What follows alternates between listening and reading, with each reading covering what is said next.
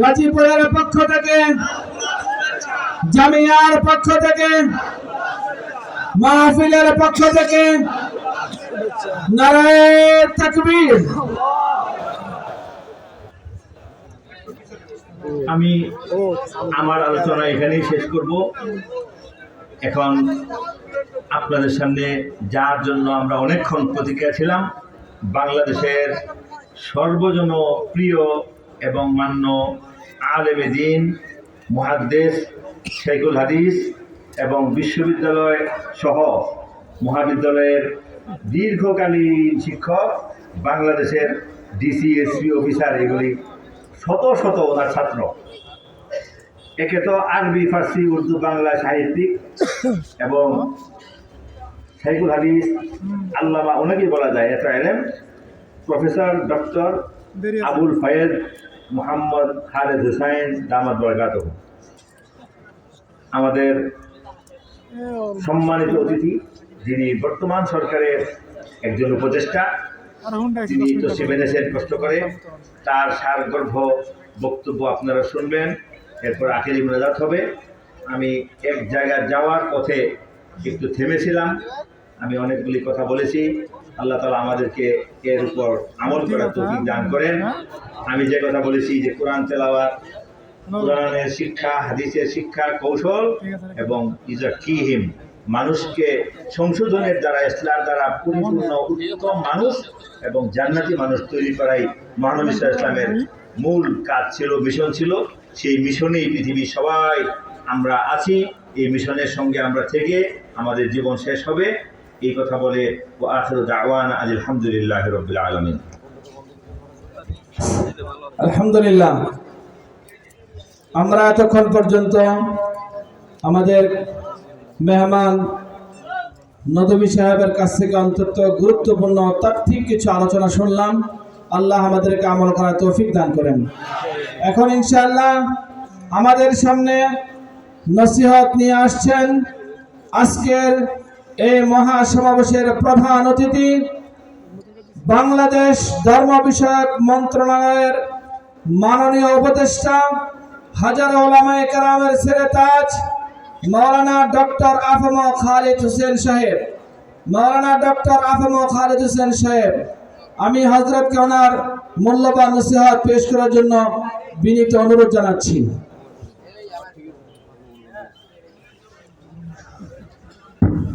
বিসমিল্লাহির রহমানির রহিম। নাহমাদুহু ওয়া নুসাল্লি আলা রাসূলিল কারীম, আম্মা বা'দ। জামিয়াতুল উলুমুল ইসলামিয়া গাজীপুরের ব্যবস্থাপনায় আয়োজিত আজকের মোবারক ইসলামী জলসার মোহতরম সভাপতি হযরত উলামায়ে কেরাম, দিনদার মুসলমান ভাইয়েরা, আল্লাহ তাআলার শুকরিয়া আদায় করি যে আজকের এই মোবারক জলসায় হাজির হতে পারলাম। আলহামদুলিল্লাহ। আমি অনেক দূর থেকে, কক্সবাজার থেকে সড়ক পথে চট্টগ্রামে বেশ কিছু প্রোগ্রাম করে বিমানে ঢাকা পৌঁছি, খুব ক্লান্ত, পরিশ্রান্ত। আল্লাহ তাআলা ইসলামের দেশের দিন ধর্মের খেদমত করার তৌফিক দান করুন। ইসলামের 5টা স্তম্ভ, ঈমান, নামাজ, রোজা, হজ, যাকাত। আলহামদুলিল্লাহ, আমরা নামাজ পড়ি, রোজা রাখি, হজ করতে যাই। যাকাত যে দিতে হয়, যাকাত যে ফরজ, একথা আমরা ভুলে গেছি। আলহামদুলিল্লাহ, উলামায়ে কেরাম নিজেরা দিচ্ছেন, যারা দিনদার পরহেজগার মানুষ তারা যাকাত দিচ্ছেন, কিন্তু বহু মানুষ যাকাত সম্পর্কে না ওয়াকিফ, জানেন না কত টাকা থাকলে যাকাত দিতে হয়। শরীয়তের বিধান মতে 7.5 তোলা সোনা অথবা 52 তোলা রূপা অথবা সেই পরিমাণ নগদ অর্থ অথবা সেই পরিমাণ ব্যবসার সামগ্রী কত হয়? রূপা ধরলে হাটজারি মাদ্রাসার ফতোয়া মতে 84,000 টাকা। ওটা নামা করে বেশ কম হয়। 1 বছর যাবত এই টাকা যার হাতে আছে, যার কোনো কর্জ নাই, শিক্ষা, চিকিৎসা, খাবার এগুলোর পরে যার 84,000 টাকা জমা থাকবে, তার উপরে যাকাত ফরজ। 100টা 2.5 টাকা। এরকম গরু ছাগল থাকলে আলাদা আলাদা নেশাব আছে। একবার জুম করলে হয় না। কিছু জিনিসের উপর জাকাত দিতে হয় না। যে কিতাব আমরা পড়ি, মোতালা করি, ফাকার কিতাব, হাদিসের কিতাব, শুরুহাত, তওজিহাত, তানকিহাত, এগুলোর উপরে জাকাত নাই। 1 কোটি টাকার যদি কিতাব থাকে, কোনো আলেমের, কোনো মুফতির জাকাত নাই, যেহেতু এগুলো উনি সবসময় পড়েন। হ্যাঁ, কিতাব নিয়ে যদি কেউ ব্যবসা করে, হিন্দুস্তান পাকিস্তান থেকে কিতাব আনি ঢাকায় বাংলা বাজারে যদি বেচে, জাকাত দিতে হবে। উকিল যারা, অ্যাডভোকেট, আইনজীবী, ওনাদের বেশি ল রেফারেন্স লাগে। 50 লক্ষ টাকার যদি ল আইনের বই থাকে, উকিল সাহেবেরও এগুলো অনেক পড়েন, মোতালা করেন, রেফারেন্স নেন, জাকাত দিতে হবে। এই বই আনি যদি বেচে, বিজনেস করে, জাকাত দিতে হবে। যে ঘরে আমরা থাকি, এটা জাকাত নাই। হ্যাঁ, কোনো 3 তলা 4 তলা যদি ভাড়া দিই, জাকাত দিতে হবে। গাজীপুর চৌরাস্তা থেকে ঢাকা বাইতুল মোকাররম পর্যন্ত যদি মাইক্রো ভাড়া দিই, এই ভাড়ার উপর জাকাত দিতে হবে। কিন্তু মাত্র যদি কেউ নিজে ব্যবহারের জন্য, পারিবারিক ব্যবহারের জন্য রাখে, জাকাত নাই। বহু মশলা মশাইল আছে, জাকাতের উপর কিতাব আছে, মুফতি সাহেবরা আছেন, ওলামায়ে কেরামরা আছেন, ওদের কাছ থেকে আমরা জেনে নেব। জাকাত যারা দেয় তারা ইমানদার, জান্নাতি। জাকাত যারা দেয় না, মানে না, তারা বেঈমান। জাকাত মানে দেয় না, মুনাফিক। মানে দিতে হয়, দেয় না, মুনাফিক। মুনাফিকের জায়গা জাহান্নামের তলায়। হুজুর আকরাম সাল্লাল্লাহু আলাইহি ওয়াসাল্লামের জামানা 10 বছর মদিনায়, মোট 23 বছর। সাহাবায়ে কেরাম, হযরত আবু বকর রাদিয়াল্লাহু আনহু, হযরত ওমর, হযরত উসমান, হযরত আলী রাদিয়াল্লাহু তাআলা এর জামানা, খোলাফায়ে রাশিদিন, উমাইয়া 90 বছর, আব্বাসীয় 500 বছর। সরকারিভাবে যাকাত কালেকশন করা হতো, সরকারিভাবে বিতরণ করা হতো। ব্রিটিশ সাম্রাজ্যবাদী শক্তি, আলজেরিয়ার দখল ছিল ফ্রান্সের, আমরা ছিলাম ব্রিটিশের। ফলে 100-200 বছর যাবত শরীয়তের আইন না চলার কারণে যাকাত সরকার আদায় করে না, যাকাত সরকার গরিব মানুষকেও দেয় না। কেবলমাত্র দিনদার মুসলমানরা আত্মীয় স্বজন, গরিব দুঃখী মানুষকে যাকাত দেয়। এটা হয়ে গেছে নফল, দিলে দিল, না দিলে নাই। বাংলাদেশের ধনীরা যদি যাকাত দেয়, 1 বছরে 27,000 কোটি টাকা যাকাত ফান্ডে জমা হবে। কল্পনা করতে পারবেন না, কল্পনা করতে পারবেন না। এই টাকা যদি আলেম, ওলামা, মুফতি সাহেব, সরকারি কর্মকর্তা, ইসলামিক স্কলারদের সমন্বয়ে একটা কমিটি গঠন করে মাসারিফে যাকাত, কোরআন শরীফে যেখানে যেখানে যাকাত দিতে বলছেন, ফুকারা ওয়াল মাসাকিন ওয়াল আমিলিন আলাইহা ওয়াল গারিমিন ওয়া ফি সাবিলিল্লাহ ওয়া ফিস সাবিল, যেখানে যেখানে দিতে বলছে ওখানে ওখানে যদি দেয়, 10 বছরের ভিতরে গাজীপুর চৌরাস্তায় বিক্ষোভ খুঁজে পাবেন না। এটা হযরত ওমর রাদিয়াল্লাহু তাআলা আনহুর জামানায় প্রমাণিত হয়েছে। সিরিয়ায় মুলকে শামে যাকাত তুলেছে, লেনাওয়ালা নাই, লেনাওয়ালা নাই। এবং হযরত ওমর ইবনে আব্দুল আজিজের জামানায়ও যাকাত কালেকশন হয়েছে, লেনাওয়ালা নাই। তো যাকাত ধনীরা দিচ্ছেন না, প্রপার ডিস্ট্রিবিউশন হচ্ছে না। ফলে আমাদের দেশে গরবত, দরিদ্রতা আমাদের কুড়ি কুড়ি খাচ্ছে। যাকাত ভিত্তিক অর্থনীতি প্রতিষ্ঠা হয় নাই। অতএব আমরা আপনাদেরকে অনুরোধ করব, রমজান মাস যে কোনো বছরের যে কোনো সময় যাকাত দেওয়া যায়, রমজান মাসকে টার্গেট করেন। রমজানটা পবিত্র মাস, ওখানে দিলে সওয়াব বেশি হয়। সম্পত্তি কোথায় কোথায় আছে, নগদ কত, ডলার কত, পাউন্ড কত, বিলাতের টাকার নাম পাউন্ড, আমেরিকার টাকার নাম ডলার, রাশিয়ার টাকার নাম রুবেল, কুয়েতের দিনার, সৌদি আরবের রিয়াল। তো এগুলো হিসাব করে বাংলাদেশের টাকা কত আপনি নোট করলেন। শেয়ার বাজারে বিজনেস আছে, শেয়ার বাজার, ওখানে শেয়ার বাজার থেকেও একেবারে এই মার্কেট ভ্যালু একটা কলাম আছে। আপনি একটা শেয়ার কিনছেন 100 টাকা করে, এটা এখন হয়ে গেছে 50 টাকা। এই 50 টাকা করে বিক্রি করলে আপনি কত পাবেন, কলম আছে প্রেজেন্ট মার্কেট, ওইটা ধরে ওখানে যোগ করতে হবে। বাড়ি ভাড়া কত পান, এগুলো হিসাব করে গরিব দুঃখী এতিম ফকরা মাসাকিন তাদেরকে দিবেন। মাদ্রাসায়, হেফজখানায়, এতিমখানায় গরিবরা পড়ে, তাদেরকে দিবেন। ডবল সওয়াব।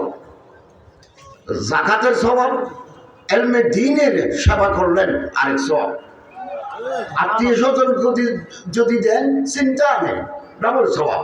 সালাতুন ও সাদাকাতুন, আত্মীয় স্বজনের খোঁজ খবর নেওয়া জরুরি, সালাই রাহমি, এটার সওয়াবও পাবেন, যাকাতের সওয়াবও পাবেন।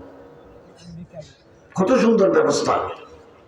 এখনো সৌদি আরবে সরকারিভাবে যাকাত কালেকশন হয়। যাকাতের লোক আছে, বলে আমি লিনে আলাইহা, তারা দোকানে যায়, কি কি মাল আছে ওনারা বুঝেন, এটা ঠিক করলেন আপনার উপর এত 1000 টাকা যাকাত হচ্ছে। আপনি যদি মনে করেন না আমার দোকানে এত মাল নাই, তারপরে আপনি যদি আবেদন করেন আরেকটা টিম পাঠাবে, তারপরে ধার্য হবে যাকাত কত। এবং যাকাতের টাকা দিয়ে মসজিদ বানানো যায় না, যাকাতের টাকা দিয়ে মাদ্রাসার বিল্ডিং হয় না, যাকাতের টাকা দিয়ে রাস্তা হয় না, যাকাতের টাকা দিয়ে হাসপাতাল হয় না। হ্যাঁ, হাসপাতালের রোগীদের ওষুধ কিনে দিতে পারবেন, মিল্কিয়ত মালিক বানিয়ে দিতে পারবেন, এটা হবে, এটা হবে।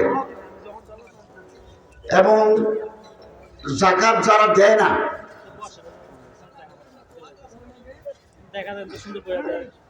তাদের কঠিন শাস্তি। ইয়মা ইউহমা আলাইহিম ফি নারি জাহান্নাম ফাতুয়া বিহা জিবাহুম ওয়া জুনুবুহুম ওয়া যুহুরুহুম হাযা মা কানাসতুম লিআনফুসিকুম ফাতুকু মা কুনতুম তাকনিজুন। কিয়ামতের দিন আল্লাহ সোনা চাঁদি গরম করে কপালে পেটে পিঠে সেঁক দিবেন এবং বলবেন ফুজুকু, ভালো করে মজা বুঝো, সোনার মজা, রূপের মজা, মজা তাকনিজুন, এগুলো তুমি জমা করে রেখেছিলেন। আরো অনেক ভয়াবহ আযাবের কথা আছে। আর যারা যাকাত দেয় আজরুন আযীম, বিপুল বদলা প্রতিদান আল্লাহ তাআলা দান করবেন। আমরা ধর্ম মন্ত্রণালয়ের অধীনে ইসলামিক ফাউন্ডেশনের অধীনে আমাদের একটা যাকাত বোর্ড আছে, যাকাত বোর্ড। এই যাকাত বোর্ডে আমরা বড় বড় মুফতি সাহেবদেরকে রাখছি, আলেমদের। 2025 সালে রমজান হবে 2025 সালে। 2025 সালে রমজানের আগে অথবা রমজানের প্রথম সপ্তাহে আমাদের ফান্ডে জমা আছে 11 কোটি টাকা। আমরা ডিসিদের মাধ্যমে এগুলো বিতরণ করবো জেলায় জেলায়। সবচেয়ে বেশি যাকাত আদায় হয় চট্টগ্রামে, সবচেয়ে কম টাকা আদায় হয় নীলফামারীতে। আমাদের তালিকা আছে কোথায় কোথায় যাকাত দেয়। কম হয় মানে হয়তো সেখানে আমরা বেশি মেহনত করতে পারি না, এই জন্য কমেছি। তো 80% আমরা জেলা প্রশাসকদের মাধ্যমে করি, 20% আমরা কেন্দ্রে রাখি। বাইতুল মুকাররমে সেমিনার করে গরিব দুঃখী অন্ধ পঙ্গু এদেরকে আমরা চেক আকারে, ক্রস চেকের আকারে টাকাতে দেব 20%। 80% আমরা সারা বাংলাদেশে দেব। 2000 পরবর্তী বছর আমরা টার্গেট করেছি 25 কোটি টাকা আমরা আহরণ করব এবং এগুলো বিতরণ করব। আপনি আপনার যাকাতের টাকা মাদ্রাসায় দিবেন, এতিমখানায় দেন, হেফজখানায় দেন, একটা অংশ সরকারকেও দেন। 1 পয়সা তসরুফ হবে না। আমরা এমন সিস্টেম করেছি, আমার মন্ত্রণালয় থেকে বিভিন্ন জায়গায় যে সাহায্য যায় এগুলো আমরা নগদ দিই না, এগুলো আমরা দিই অনলাইনে BFTN এর মাধ্যমে। এখানে টিপ দিলে আপনার অ্যাকাউন্টে ঢুকে যাবে। মাঝখানে 900 করা পার্সেন্টেজ খাওয়ার সুযোগ নাই। টাকার উপর শয়তান সোয়ার হয়, টাকা দেখলে ওখান থেকে কিছু 900 করার সুযোগ পায়। এই জন্য আমি কেবল কলমে লিখে দিই, মেশিনের মাধ্যমে পাঠিয়ে দেয়, টাকা থাকে ব্যাংকে, এখান থেকে ওখানে আপনার ঘরে এই সিস্টেম করেছি। এবং আসুন আমাদের মাইন্ডসেট, আমাদের চিন্তাধারাকে পরিবর্তন করি। এই দেশ আমাদের সবার, আপনার আমার, বাজারে যারা আছে তাদের, হিন্দু বৌদ্ধ খ্রিস্টান পাহাড়ি খাসিয়া সব মানুষের দেশ এই বাংলাদেশ। এই বাংলাদেশে প্রতিটি বালিকণা আমাদের কাছে আমানত। বাংলাদেশের সীমান্তে এখন আরকান আর্মি সেনাবাহিনী চলে গেছে, বর্মী বাহিনী পিছু হটে গেছে, এখন আরকান আর্মির আনাগোনা। আমরা বিজেপি সেনাবাহিনী টহল দিচ্ছে পুরো বাংলাদেশ মিয়ানমার সীমানায়, আমরা পাহারা দিচ্ছি। রোহিঙ্গারা আসতেছে, ছোট ছোট বাচ্চা, অসুস্থ মা, এদেরকে যদি ঠেলে দিই তারা মারা যাবে। এই দিনও প্রায় 1 লাখের মতো আসছে। তারা মুসলমান, তারা আমাদের মতো কথা বলে। এই জন্য আমরা এই আগে থেকে 20 লাখ আছে, আরো 1 লাখকে আমরা ঢুকিয়েছি। এবং বাংলাদেশের সীমানা, বাংলাদেশের মাটি পাহারা দেওয়ার জন্য আমাদের দেশপ্রেমিক সেনাবাহিনী, আমাদের বিজেপি, আমাদের কোস্টগার্ড প্রস্তুত আছে। আমরা আমার দেশের 1 ইঞ্চি জায়গা কাউকে আমরা বিনা যুদ্ধে, আমরা যুদ্ধ হলেও আমরা 1 ইঞ্চি জায়গা কাউকে দিতে আমরা রাজি নাই। এবং বিভিন্ন নেটে খবর আসছে, কোনো কোনো শক্তি, অশুভ শক্তি বাংলাদেশের ভিতরে ছোট্ট একটা জায়গা নিয়ে ওখান থেকে প্রচারণা চালাবার তারা করছে। আমার কাছে ভিডিও আছে। বাংলাদেশের কোনো জায়গায় ঢুকি, পাহাড়ের এলাকায় ঢুকি, তারা ওখানে প্রচারণা চালাবে। ইনশাআল্লাহ আজিজ, এই দেশের মাটি পবিত্র, এই মাটি নিয়ে কোনো শত্রুকে আমরা খেলা করতে দেব না। সম্মানিত হাজরিন, আমাদের দেশে ক্ষমতা পেলে, ছোট ক্ষমতা, মাঝারি ক্ষমতা, বড় ক্ষমতা, একেবারে উচ্চ ক্ষমতা পাইলে টাকা বানানোর একটা দাঙ্গা থাকে। কোটি কোটি টাকা লুট করে বিদেশে তারা বাড়ি বানায়।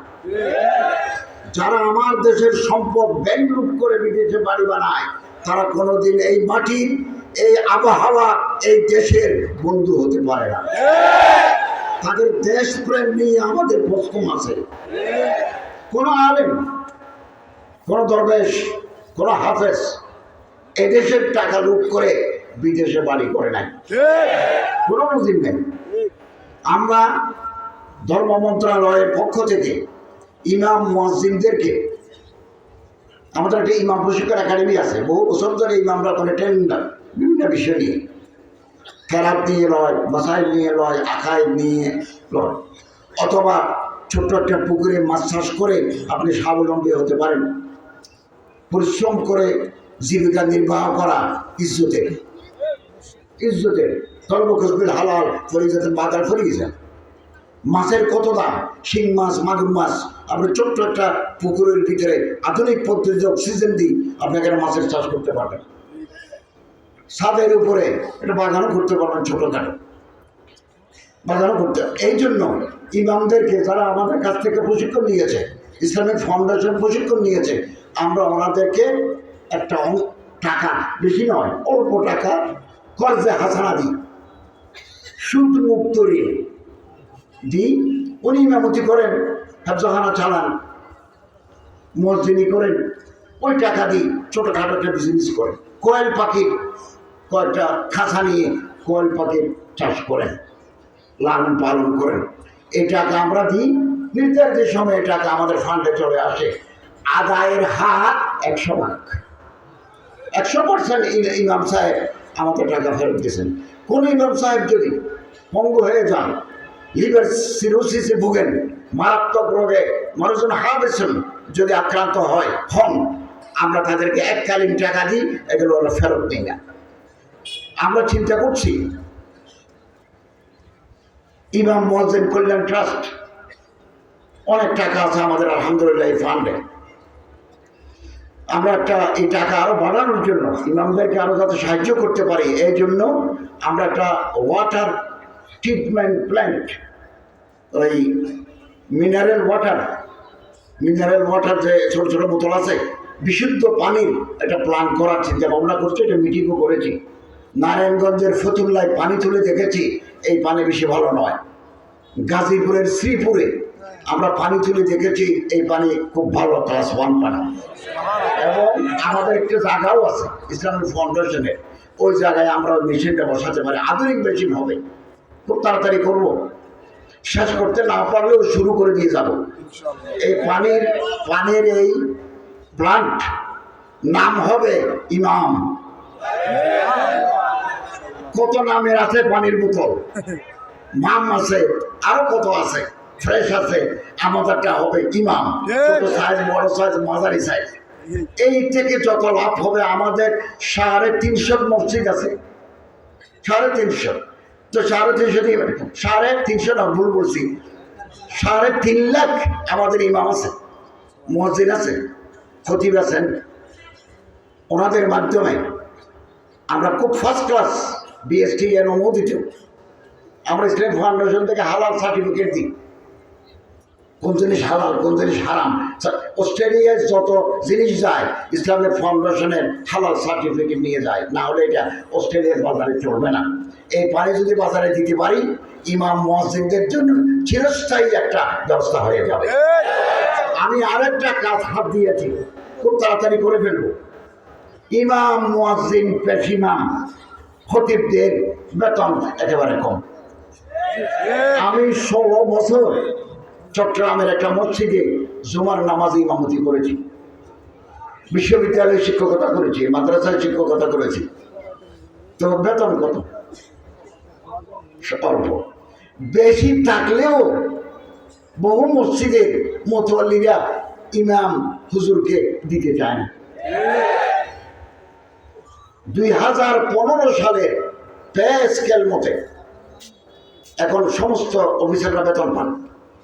এইরকম একটা করসপন্ডিং অ্যামাউন্ট করে আমরা একটা গ্যাজেট মন্ত্রী পরিষদে এই আইন পাস করে আমরা গ্যাজেট আকারে বের করব। সরকারি যত মসজিদ আছে, 60-60 যত মসজিদ আছে, আমাদের ওয়াকফের অধীনে পুরা বাংলাদেশে যে সমস্ত মসজিদগুলো আছে, কিশোরগঞ্জের পাগলা মসজিদও আমাদের আন্ডারে, ওয়াকফের আন্ডারে। আর এখানে যত ঢাকাতে অনেক মসজিদ আছে, এই মসজিদগুলো আমাদের আন্ডারে। তো অনেক সময় মুতওয়াল্লিরা দখল করে নিয়েছে। আমরা যদি সময় পেতাম সমস্ত ওয়াকফ